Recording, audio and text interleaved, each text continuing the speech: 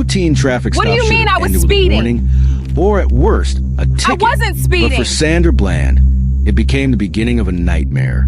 3 days after being pulled over on a quiet Texas road, the 28-year-old lady was found dead in a jail cell. Officials called it suicide. Her family called it impossible. And the public called it something else entirely. A spark that lit protests across the nation. Sandra's story isn't just about one arrest. It's about race, power, and a chilling question that still haunts America. How does a young woman full of life end up dead in a place meant to protect it? Before we continue with this baffling and mysterious case, don't forget to like and subscribe to our channel, as we have thousands of cases to uncover. So stay with us. Before her name was chanted in protest, before it became a hashtag and a rallying cry, Sandra Bland was simply Sandy to those who loved her. Born on February 7, 1987 in Naperville, Illinois, she was one of 5 sisters. Growing up, she was known for her sharp wit and her ability to light up a room with humor. She attended Willowbrook High School, where her intelligence and determination were already visible.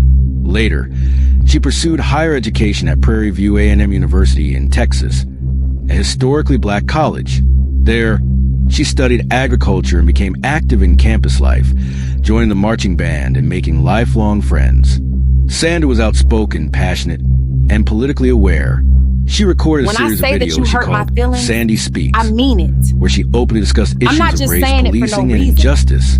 In those short clips, Sandra's voice was clear and urgent. She wanted to inspire, to uplift, and to challenge a system she believed needed change. By the summer of 2015, Sandra had plans. She had just accepted a new job at her alma mater, Prairie View A&M, and was prepared to move back to Texas to start fresh. Friends describe her as excited and motivated, ready for the next chapter in her life. It was a bright, hot Friday afternoon in Waller County, Texas. Sandra had returned to the area to finalize details for her new job. She was driving a silver Hyundai Azura, traveling down University Drive, not far from the Prairie View campus that had shaped so much of her young adult life. At 4:27 p.m., State Trooper Brian Encinia noticed her car. According to his later report, Sandra failed to signal a lane change. To him, it was enough to initiate a traffic stop. What should have been a routine interaction, a citation, maybe a warning, would instead escalate into one of the most scrutinized encounters in recent American history. Encinia pulled Sandra over, approaching her vehicle with the authority of his uniform. His dashcam recorded the events that followed. The initial moments were standard. He asked for her license and registration. Sandra complied, though with a visible hint of frustration at being stopped. After all, a failure to signal was a minor infraction, but the exchange quickly grew tense. Encinia asked her to put out her cigarette. Sandra, what do you mean I was speeding? Questioned why she should have to. I wasn't I'm in my speeding. car. Why do I have to put out my cigarette? She asked. What do you mean I was speeding? What might have ended as a warning transformed into confrontation. Encinia ordered her to step out of the car. Sandra hesitated, demanding to know the reason. His voice grew sharper, more aggressive. I'm giving you a lawful order. Get out of the car now, or I will remove you. Within minutes, what began as a traffic stop spiraled into chaos. As Sandra stepped out, Encinia attempted to restrain her. She protested loudly, demanding to know why she was being arrested. The dash cam showed pieces of the struggle, but much of what happened was obscured. Witnesses later recalled hearing her scream as she was forced to the ground. Encinia radioed in, claiming Sandra had assaulted him by kicking.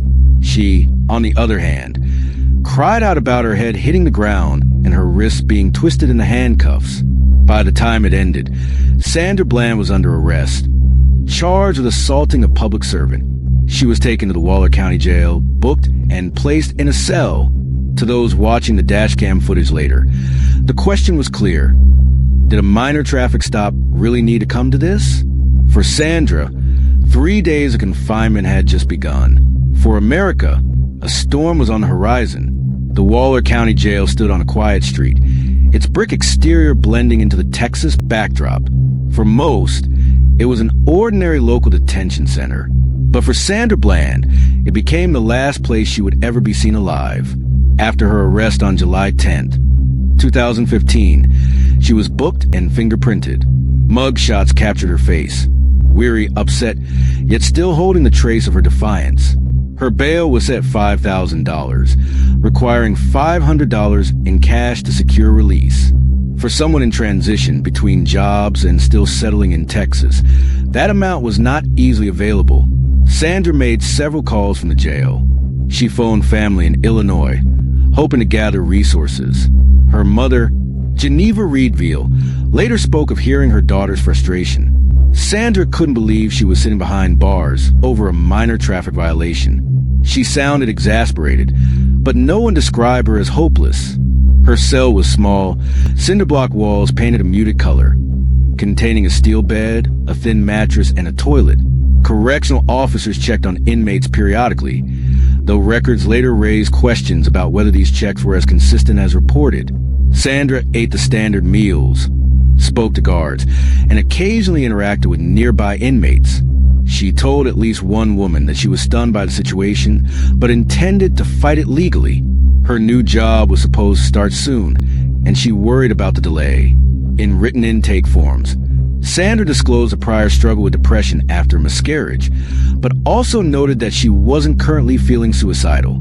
Despite this, staff placed her in a cell without the heightened monitoring typically assigned to vulnerable inmates. By the second day, July 11th, Sandra appeared increasingly agitated. She made calls again, pleading for help with bail money. Phone logs later confirmed multiple attempts to reach family and friends. Each call ended with the same problem. Funds hadn't yet been gathered. Still, nothing in her tone suggested imminent danger. Friends described her as impatient but determined to get out. At one point, she reportedly told a fellow inmate, "I can't believe this is happening. I'm stronger than this. I'm not going to let them break me." Meanwhile, outside the jail, news of her arrest had barely reached the public. To most in Waller County, it was just another booking, another weekend. The morning began quietly.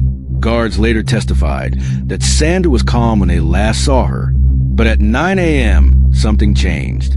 According to official reports, an officer conducting rounds discovered her hanging in her cell with a plastic trash bag tied to a partition. The scene was stark. Her body limp. Her life ended within 3 days of a traffic stop. Resuscitation attempts were made, but it was too late. Sandra Bland was pronounced dead at 9:16 a.m. Authorities quickly labeled her death a suicide. They pointed to her admission of past depression and the supposed lack of distress calls for help during her time in custody. But to her family, friends, and much of the public, the explanation didn't add up. How could a woman on the verge of starting a new chapter, with clear goals ahead, suddenly take her own life over a minor arrest? Why wasn't she placed under suicide watch if her intake records noted prior struggles? And perhaps most disturbing of all, how could a jail fail to prevent such an act in a facility designed to monitor every movement of its inmates? As word of her death spread, disbelief turned into outrage. Within hours, social media lit up with her name. Hashtags demanding justice began trending nationwide. Activists, already mobilized after high-profile police killings in Ferguson, Staten Island, and Baltimore, now had another name to rally around: Sandra Bland. To many, her death wasn't just an individual tragedy. It was part of a pattern: the arresting officer's aggressive behavior, the circumstances of her confinement, and the speed at which the case was declared a suicide all pointed to deeper issues within the American justice system. Candlelight vigils were held in Texas and Illinois. Protesters marched with banners reading "Say Her Name," a campaign highlighting the overlooked stories of black women affected by police violence. Sandra's story became a centerpiece of that movement. Her family demanded answers. They refused to accept the official narrative, pushing for independent investigations and holding press conferences that drew national media. Geneva Reedville, her mother, became a powerful voice, insisting her daughter had not been suicidal, and vowing that Sandra's name would not fade into silence. What began as a quiet jailhouse report had now exploded into national headlines. And soon, the dashcam footage from that traffic stop would ignite even more fury. When Waller County officials announced their conclusion, many remained unconvinced. To them, the The story contained gaps too wide to ignore. But the most explosive development came when the Texas Department of Public Safety released dashcam footage of the traffic stop.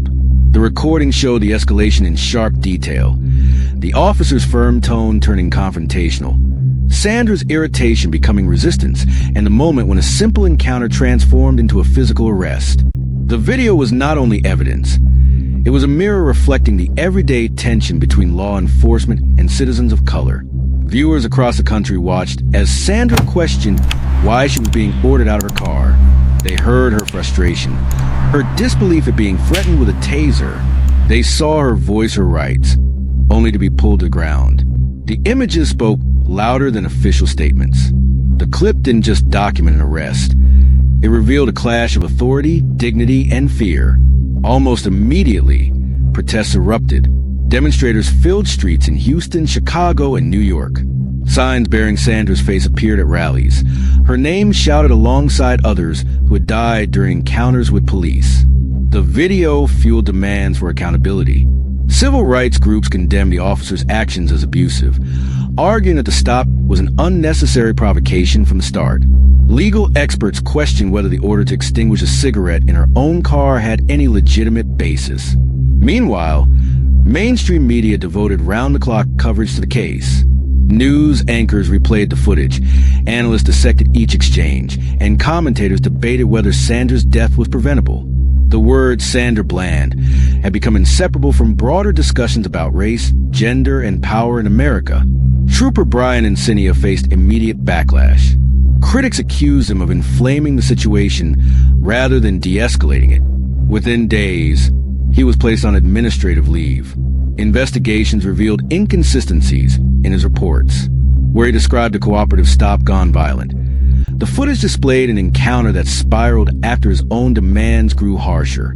The gap between his written account and the recorded evidence damaged his credibility. By December 2015, Encinia was indicted for perjury. Prosecutors alleged he had lied about the reason for removing Sandra from her vehicle. He later lost his job, though he avoided jail time. To Sandra's supporters, his dismissal was far from justice. Geneva Reed Veal refused to let her daughter's memory fade into a statistic. She held press conferences, attended marches, and sat for interviews where she challenged officials directly. Her grief carried both fury and resilience. Sandra's sister stood beside their mother, reminding the public that behind the headlines was a real woman, vibrant, ambitious, and deeply loved. Each appearance by the family kept pressure on authorities to address lingering questions. A wrongful death lawsuit was filed against Waller County, the state trooper, and jail officials. The suit alleged negligence, arguing that Sandra should never have been arrested in the first place, and that the jail had failed to protect her. In 2016, the case was settled for $1.9 million. For the family, money was never the goal. What they sought was accountability, something the settlement could not deliver. The tragedy coincided with a growing movement already on fire after the deaths of Michael Brown, Eric Garner, and Freddie Gray. Yet Sandra's story carried a distinct resonance. She hadn't been killed on the street, but had died in state custody, raising urgent questions about the safety of jails and the treatment of vulnerable detainees. Activists launched the Say Her Name campaign, ensuring that black women's experiences with police violence were not overshadowed. Sandra became the emblem of that cause. Her face appeared on murals, posters, and social media banners. Her voice, preserved in her Sandy Speaks when videos, I say that you hurt my feelings, played at rallies, I mean echoing her it. own words about justice and I'm not equality. just saying it for no reason. The message was clear. Sandra had spoken in life, and she would continue speaking in death. In the months following her death, Texas legislators passed the Sandra Bland Act. The law required jails to improve mental health screenings, provide better access to medical care, and develop alternatives to jail for nonviolent offenders. Though hailed as progress, critics argued that the reforms didn't go far enough. Many of the policing provisions initially proposed were stripped out before the bill passed. Still, the act stood as a testament to the pressure created by Sandra's story. Her name had moved from cell walls to courthouse halls, etched into policy. The question, however, remained unsettled. Was Sandra's death truly a suicide, or was it the final outcome of a system that failed her at every step? As investigators sifted through evidence, mistrust deepened. The county coroner's ruling labeled the death a suicide, citing asphyxiation by hanging. Toxicology reports noted traces of marijuana in her system, adding yet another layer of debate. Skeptics argue the findings ignored context. How could a woman beginning a new career, surrounded by supportive family and friends, suddenly surrender to despair? The contradiction between her forward-looking plans and the official conclusion struck many as irreconcilable. Independent pathologists hired by the family challenged the process. They pointed to irregularities in the autopsy and questioned the jail's procedures. Civil rights attorneys emphasized that even if suicide were true, negligence remained undeniable. Sandra should never have been inside that cell. Community organizers refused to relent. Grassroots coalitions staged demonstrations at courthouses and police stations, demanding systemic change. Voices rose louder. Accountability for officers, transparency in jails, reform in traffic enforcement. Journalists uncovered troubling details about Waller County's history, including racial disparities in policing and previous incidents involving inmate neglect. These revelations only amplified suspicion. For many, Sandra's experience epitomized a wider crisis, ordinary encounters escalating into deadly outcomes, particularly for Black Americans.